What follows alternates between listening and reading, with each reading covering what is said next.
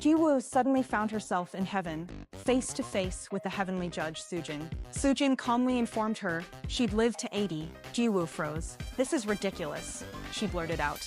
Before she could protest, she was sent back to Earth. Waking up, she gasped. Her silk pajamas were gone. Now she wore cheap pajamas reeking of kimchi, with a rice grain stuck to them. Her hair looked like straw, dry and split at the ends. Jiwoo screamed in horror. A man rushed in. Minho, her supposed husband. Her blood ran cold. "A man in my house? Pervert." She grabbed her phone to call the police. Minho burst out laughing. "You're wearing my boxers, crazy woman." Jiwoo's mind blanked. She scrambled to get dressed. Entering the kitchen, she saw Hoen eating breakfast. "Who are you?" Jiwoo demanded. Hoen rolled her eyes. "Did you forget your meds again?" Little Jimin ran toward her, arms outstretched. "Mommy." Jiwoo stumbled backward in shock.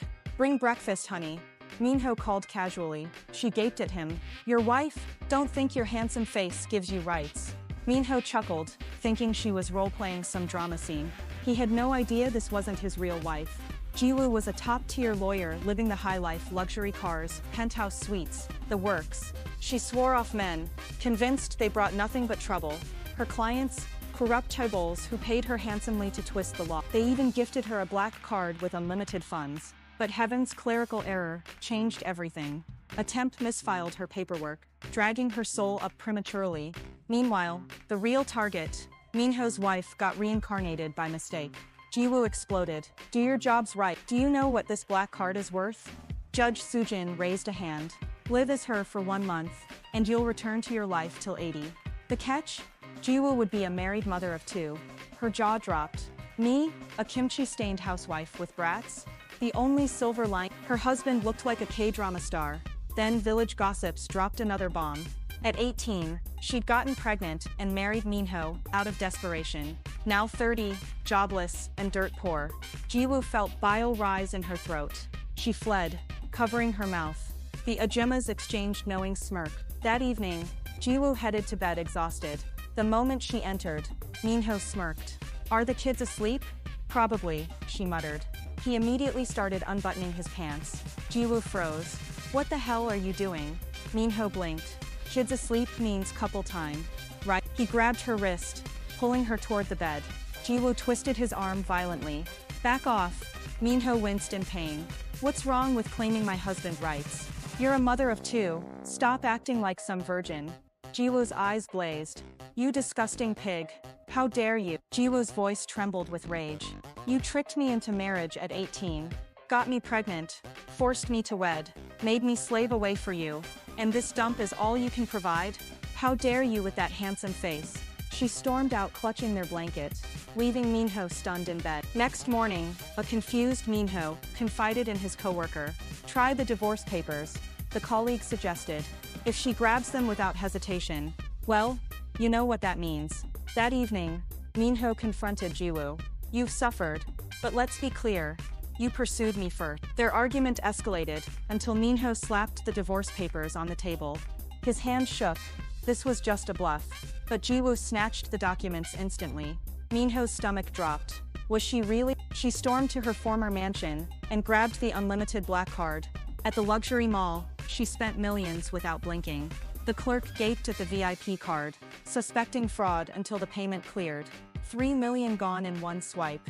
That evening, Minho exploded when she returned. "We're broke. Why these designer clothes?" His coworker's warning flashed in his mind. Then he remembered how she'd snatched those divorce papers earlier. His face darkened. Was she cheating? Before he could confront her, police knocked on their... At the station, officers scoffed at Jiwoo's claims. The card belongs to Jiwoo, a famous 39-year-old single lawyer. They pointed at her hospital records. Comatose after a car crash. Then they eyed the housewife. "You're just a jobless mother named Jiwoo." The name matched, but the identities couldn't be more different. Jiwoo was fuming inside, but couldn't reveal her deal with heaven.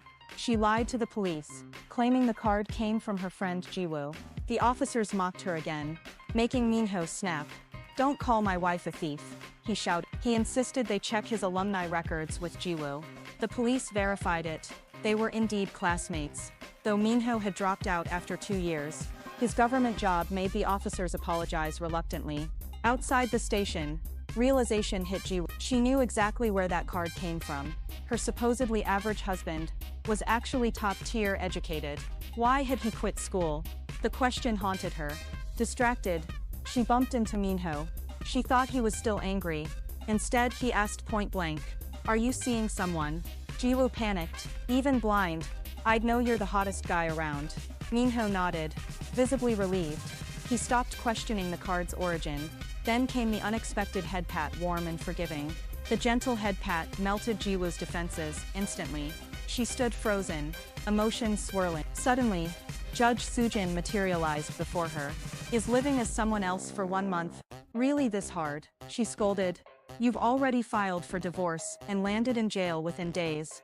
Don't want to get sent back for reincarnation? Fix your marriage fast, or we'll find someone else." Judge Sujin's warning echoed in Ji-woo's mind. Returning home, Ji-woo offered to return the expensive clothes. Minho stopped her abruptly. "I won't let people call my wife shabby anymore," he declared. Hae-hyun rolled her eyes so hard it looked painful. "Ugh. Midnight dog food feast," the teenager muttered under her breath. Fate intervened when Minho's company announced a weekend gala requiring spouses. Remembering the heavenly ultimatum, Ji-woo accepted immediately. The next evening, she arrived in a $1 million gown, commanding every gaze in the room. Minho's jaw dropped as he stared at his transformed wife. But their moment shattered when, no sooner had they sat down, than Ji-woo noticed Minho's boss relentlessly criticizing him. She couldn't take it anymore, and lashed out at the superior. Dinner was clearly ruined. Minho quickly pulled Ji-woo outside, scolding her for embarrassing his boss, a department head who could make his work life miserable. Ji-woo fumed.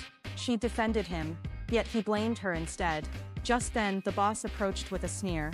Minho tried to walk away to avoid conflict. But when the man insulted Ji-woo, Minho snapped. He punched the boss to the ground, roaring, "Insult me all you want, but never my wife." Ji-woo stood shocked. What about keeping his job? What about swallowing pride? Now everything was at risk. Then Minho revealed the truth to Ji-woo. He had dropped out of Seoul Law School when she got pregnant. Even now with his miserable job, he had no regrets. "I'd give my life to protect you and our kids," he vowed. Ji-woo's heart melted. She remembered little Jimin spending all his allowance on vitamins for her. The boy thought she was going through menopause. Tears welled up in her eyes. This family was worth cherishing, even for just 1 month. Next morning, Ji-woo transformed into a devoted wife. Only rebellious Hae-hyun proved difficult. The teenager barely spoke except to ask for money. So Ji-woo assigned her a task: folding shopping bags. Let her learn life isn't easy, Ji-woo decided. That evening, Hae-hyun rushed straight to her room. Slamming the door behind her, Ji-woo sensed something wrong and followed immediately. Her blood boiled when she learned a rich kid had assaulted her daughter. Memories flooded back, how she'd once defended such predators in court. Now the tables had turned. Hae-hyun, ever considerate, begged her mother not to make trouble. Ji-woo fled to the bathroom. Heart-pound images flashed her daughter's terrified face, her own past betrayals. She gripped the sink until her knuckles turned white. After steadying her breathing, Ji-woo emerged with steel in her eyes. She returned to the negotiation table, letting the smug lawyer finish his spiel. Then she tapped her phone, recording activated. As a top attorney, she knew their arrogance would be their downfall. "What do I have left to lose?" she thought fiercely. "Meet my demands," she declared, "or I'll ruin you, even if it destroys me." The spineless principal started to speak, but the rich kid snapped at Hae-hyun first. Ji-woo's eyes blazed with fury as she shouted him down. The bully was forced to transfer schools, with full compensation and apologies. Hae-hyun stared at her mother in awe, then grabbed her arm. "Honestly, I thought you weren't my real mom lately," she admitted. "But today, no doubt you're the coolest." Just as their moment warmed, Minho got sudden transfer orders out of Seoul. They assumed it was retaliation for the banquet incident, until Ji-woo dug deep. A corrupt official had taken bribes from chaebols to seize their neighborhood early, and her past self, she'd helped draft the illegal contracts. Ji-woo confronted the corrupt official with damning evidence. "If your bribery scandal goes public, you know what happens," she warned coldly. The official panicked and fled the scene immediately. Minho's transfer order was revoked just like that. Hae-hyun began behaving like a model daughter, surprising everyone. Jiwoo finally embraced her role as mother, organizing the household with military precision. She even started enjoying playtime with the kids, their laughter filling the home. But their happiness was short-lived. Judge Sujin materialized before Jiwoo without warning. "Your remaining time here is almost up," she announced solemnly. Jiwoo stood frozen, heart aching at the impending separation. A month flew by in the blink of an eye. Jimin suddenly collapsed on the street. The heavenly office had altered fate lines to correct their mistake, causing the boy's illness. Jiwoo's heart raced as she rushed him to the hospital. Judge Sujin appeared. Jiwoo's time was up. But Jiwoo couldn't leave now, not with her family in crisis. She fell to her knees, begging, "Take everything from me, just let me say goodbye." The judge hesitated, then nodded. Jiwoo rushed to the hospital, her heart heavy with impending farewells. She embraced each family member, lingering in their warmth. Her gaze fell on Minho, her devoted husband who sacrificed his dreams for them. Love swelled in her chest, intensified by his quiet strength and handsome face. Then came the pull. Her consciousness snapped back to her original body. Jiwoo jolted awake, immediately sprinting to Jimin's hospital. Empty beds greeted her. No family, no traces. She dashed to their home, only to find strangers answering the door. The streets felt familiar yet hollow as she wandered alone, reality crumbling like a fading dream. Jiwoo sighed at the changed world around her.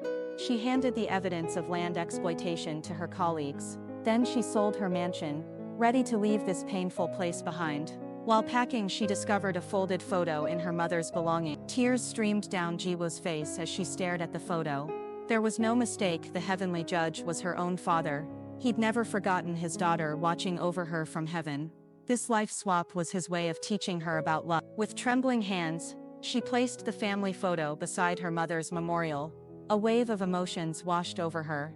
As she finally understood, Jiwoo boarded the plane with a heavy heart.